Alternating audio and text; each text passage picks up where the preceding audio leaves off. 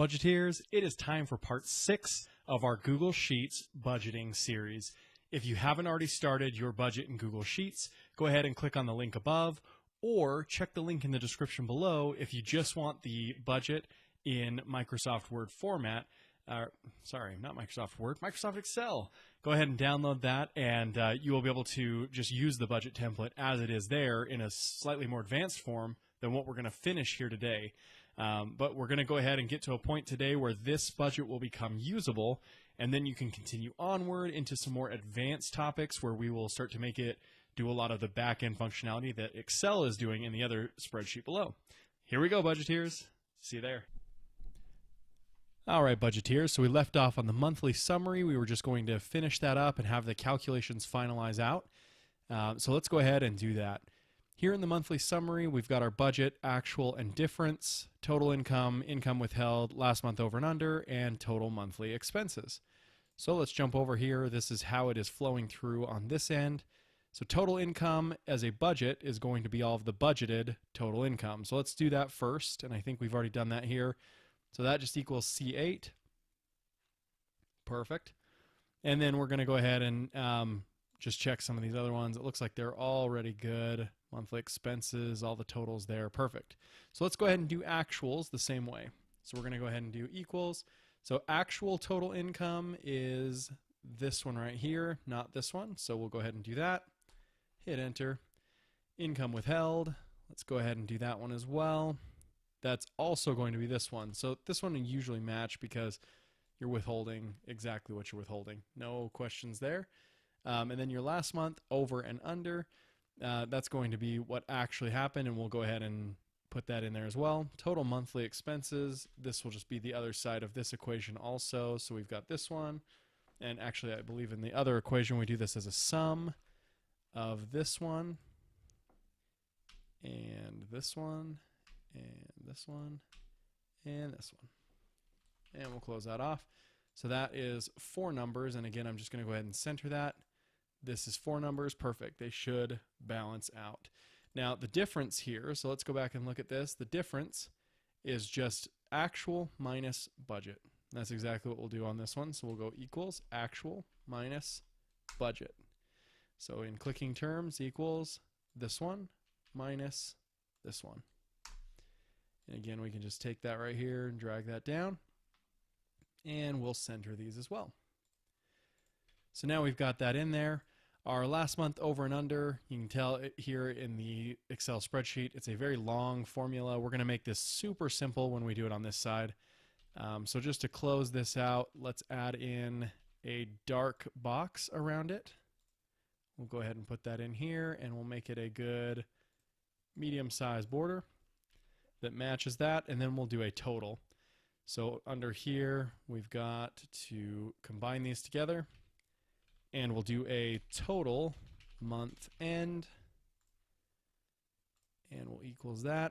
Then this is just the sum of these two, sorry, this one, and then we're going to subtract out everything that is an expense. So that's what this is, and we can add back in this one. So actually that sum function isn't really necessary. Let's see how we've done it over here.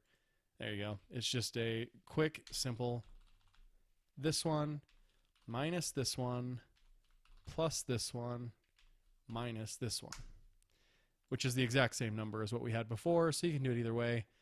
We'll center that, and we'll just drag this over. Oops, not like that. We'll undo that, drag that over, and we've got our actual, drag it over, and we've got our difference. So this right here is our difference. Now on this one, for the difference, we did just go ahead and sum that. Another thing that you could do is you could just say, again, actual minus that one, and it's the exact same number. So however you want to do it is great.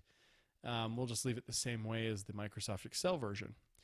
So this right here is our summary, and we're going to just go ahead and close that out with a big box around it. And that looks pretty good. Let's underline this. We'll make it just a little bit different. So first, let's go ahead and make it, we'll leave it the same color. That's just fine. We'll just go ahead and bold it. Oh, it's already bold. We'll make it a little bit bigger. Font size. Yeah, we'll leave it right there. I mean, that's good enough for us. So we've got monthly summary. Now everything in here is good to go. The yellow is where you will put in your budgeted amounts. And you'll notice in the Microsoft Excel version of this, all of these actuals are coming from another sheet. And so they're very long formulas here, whereas these, again, are just input numbers that you're just typing in.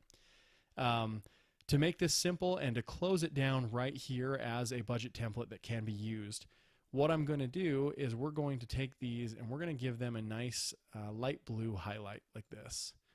So we're going to go ahead and highlight all of the areas where you can input them in blue with the exact same color.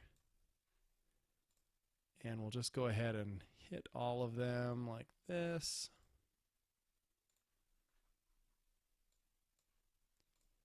And again like this, and again like this. Perfect. So now we'll know that those are areas where you can input numbers, and again, budget and actual, these are going to sum up everything there. So what I can do now is I can rename sheet.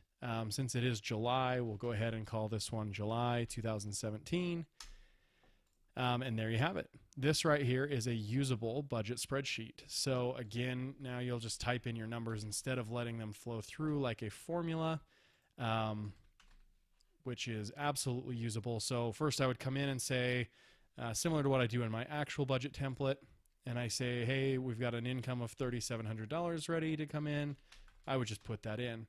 And then let's say I got paid, and I got paid $1,850. I would put that in. And then I get paid another $200 during the next part of the month. I would put in $2,050. And you can just update these numbers with exactly how much you're getting paid. Mortgage, I have it budgeted at $1,200. Let's say I pay $1,209. It's going to tell me that I've got $9 over that I've overpaid here. These formulas don't seem to be working, so that's a good catch. Good reason to go through and check things out. So it looks like we did not expand those, but we expanded the budgeted. So let's go ahead and expand this one here. We'll grab all of those. And again, we'll grab all of those.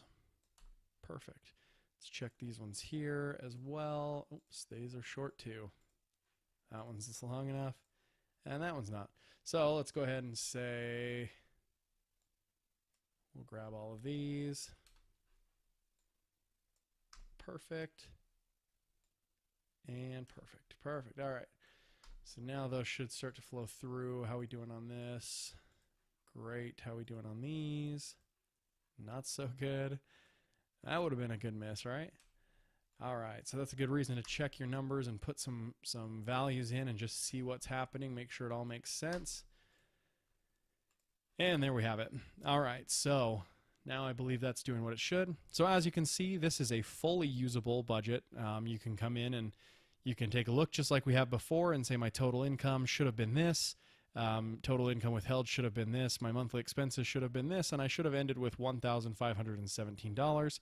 However, what really happened was I made $1,650 less than what I was hoping. I withheld $205, and my monthly expenses were a little bit less than what I thought, so that's a good thing. But it still didn't quite help me enough, and I am $1,031 under what I expected. My actual was still $486, which means I did not go into debt, but I expected to make a lot more than that, so it's kind of sad that I did not. I put $205 into tithing, and I saved $100 during this month, which is great. And you'll notice that on this one, I need to put in my actuals of 100 there, and that will flow all the way through.